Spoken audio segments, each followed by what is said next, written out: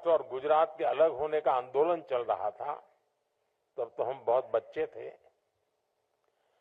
लेकिन उस समय एक चर्चा ये भी होती थी कि गुजरात अलग होकर के क्या करेगा। उसके पास कोई प्राकृतिक संसाधन नहीं है,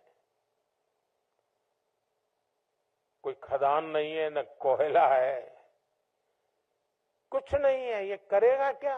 पानी भी नहीं है, रेगिस्तान है, और उधर पाकिस्तान है। ये करेगा क्या?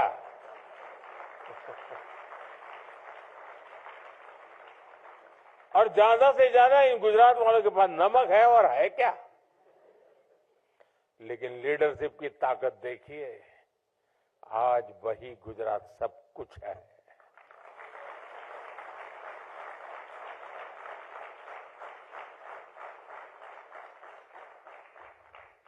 वहां के जन सामान्य में ये जो सामर्थ्य था, रोते नहीं बैठे कि ये नहीं है, वो नहीं है, ठिकाना नहीं, फलाना। अरे जो है सो वो। गुजरात में डायमंड की एक भी खदान नहीं है, लेकिन दुनिया में 10 में से 9 डायमंड वो हैं जो किसी न किसी के गुजराती का हाथ लगा हुआ होता है।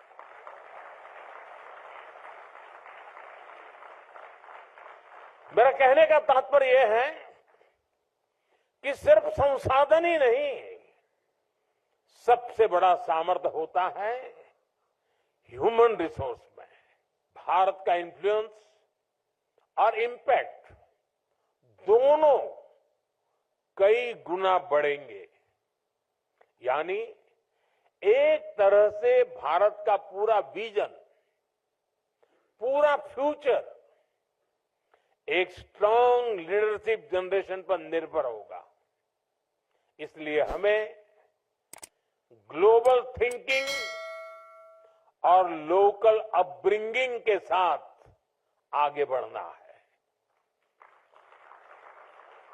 हमारे गवर्नेंस को, हमारी पॉलिसी मेकिंग को हमने वर्ल्ड क्लास बनाना होगा।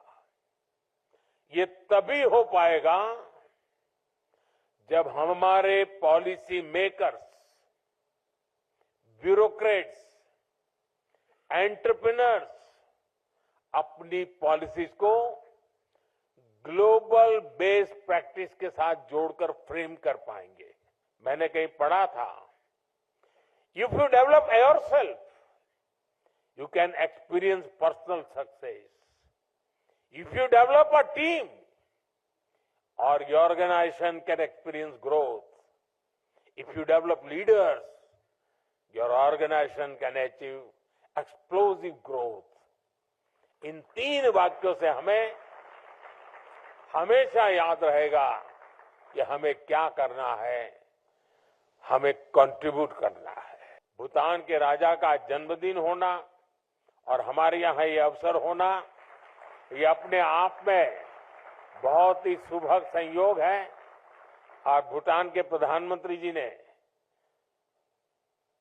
इतने महत्वपूर्ण दिवस में यहां आना और भूटान के राजा का उनको यहां भेजने में बहुत बड़ा रोल रहा है, तो मैं उनका भी हृदय से बहुत बहुत आभार व्यक्त करता हूं।